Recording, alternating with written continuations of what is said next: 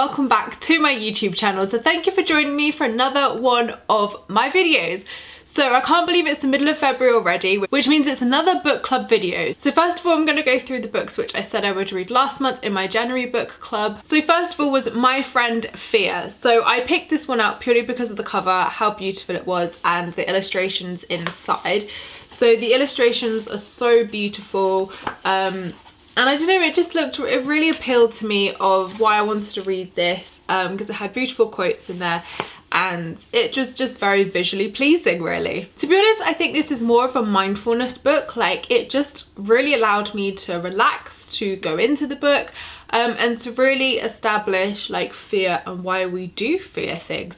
I mean, I don't think it was a book that really like changed my life dramatically or changed my whole perspective on fear, but it was generally just a really nice book to read, and the illustrations were really pretty, and like overall it was just a really good book which really made you think about fear and how you address fear and how we associate fear in our lives. The book kind of addresses of like how to become friends with fear, and I definitely feel like I did become more friends with fear and did like embrace the unknown more and embrace the uncertainty of life. But if anything, like, I don't think I would read this again. I mean, I feel like this is really negative. It's like not negative at all. It's like it was a good book.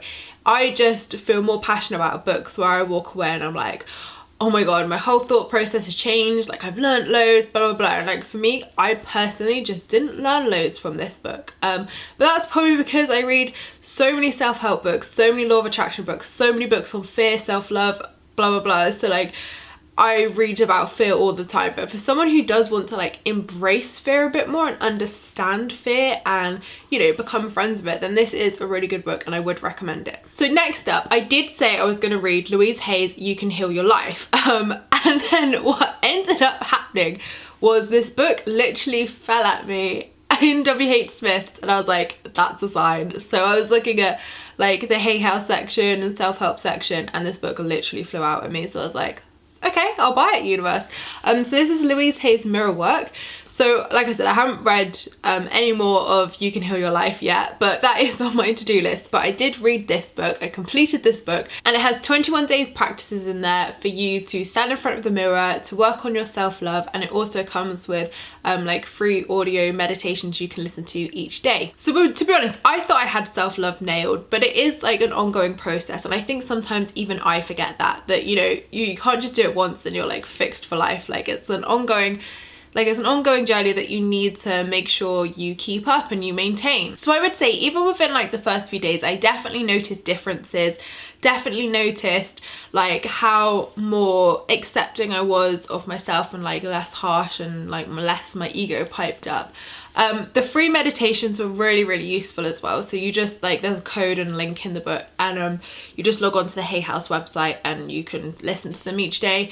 I really enjoyed that. I thought that was really good. Loved Louise Hay's meditations, never done them before, so that was really good as well. Yeah, I just really loved her vibe. And funnily enough, Louise Hay is the first person I came across in my law of attraction journey, and I don't think I give her enough credit for how much she did introduce me to this. And obviously, like, being the creator of Hay House, there's like so many synchronicities there. So I'm glad I finally embraced her work, got this book. It's a really good book actually. I've completed it. It's definitely one of like these books you can do time and time again and still benefit from it. And I definitely feel like after the 21 days, like I definitely embraced my self-love more, reminded myself of it. And yeah, I think it was just a reminder if anything. But you know, if you are kind of like at the beginning of your self-love stage, this is such a great book.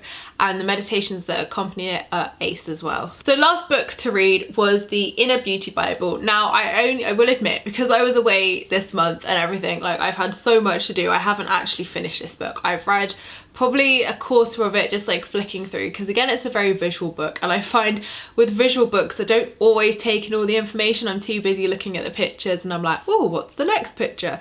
So yeah, I want to make more of a conscious effort for March to actually read this and read it and complete it, definitely. But so far I've been learning about crystals, and I've been learning all about bits of self-love as well, which is good. So yeah, happy with what I'm reading so far, but I just need to find more time to read. That is my weakness. Like, I generally need a quiet month where I can just read all these books. So as well as reading those books, and obviously I'm going to read the Inner Beauty Bible in March as well, I have got 2 more books on my list to read this month. So the first one I picked up at the airport when I went to Lisbon. I really wanted a book to read and I felt this was the perfect opportunity. I've had my eye on this book for so long, I just thought I am getting it so I can read it in Lisbon, like it's happening. So this is You Do You by Sarah Knight. Now I've got her book of, is it The Magic of Not Giving a Fuck, and the second one with shit in. I just remember the swear words, I don't remember the titles. But yeah, The Magic of Not Giving a Fuck was so good. I loved that book. And this isn't like a spiritual book necessarily. It's probably the most like non-spiritual self-help book out there, if anything, but I just love Sarah's raw approach and honest approach to everything really, and it's actually nice to read a different perspective to like self-love and self-confidence and everything which isn't spiritual and isn't like law of attractions. So it's been addressing like haters so far. I'm literally about a quarter of the way in, like I managed to read that much on the plane, which was so good. And yeah, I'm really looking forward to reading more of this and seeing what it has to offer. And the next book for March is also another book which flew out me and W.H. Smith. Both of these books literally were just like boom, buy me, and I was like okay then. And one of you lovely guys, Natalia, recommended this book as well to me. You sent me a DM saying like buy this, and I was like, well, it did fall out of me at the shop, so I think that's a sign. So this is called Manifesting with the Angels by Charles Virtue. And yeah, I'm pretty sure it's going to say what it does in the book, manifesting with angels, which I really love because I love working with angels, and if I can manifest with angels, then why not? So thank you so much for watching my February book club, guys. I appreciate all your views and likes, and of course let me know what books you've been reading this month and what books you would recommend for me to read next month as well. And of course everything I've spoken about will be linked in the description box down below. So thank you so much for watching my video. Don't forget to leave me a comment in the comments box down below because I reply to them all. Don't forget to subscribe if you're new here because I would love to see you again soon, and I will see you in my next video, which will be next week. Lots of love, guys.